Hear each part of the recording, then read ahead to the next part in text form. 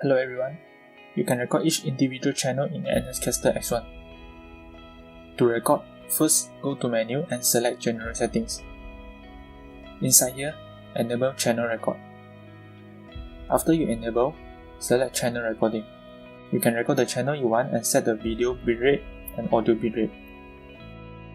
After you're done, click the record button to record. You can check your recorded file at File Transfer, Record, Channel. The file name will be based on the date and time. You can transfer to your external hard disk for further review.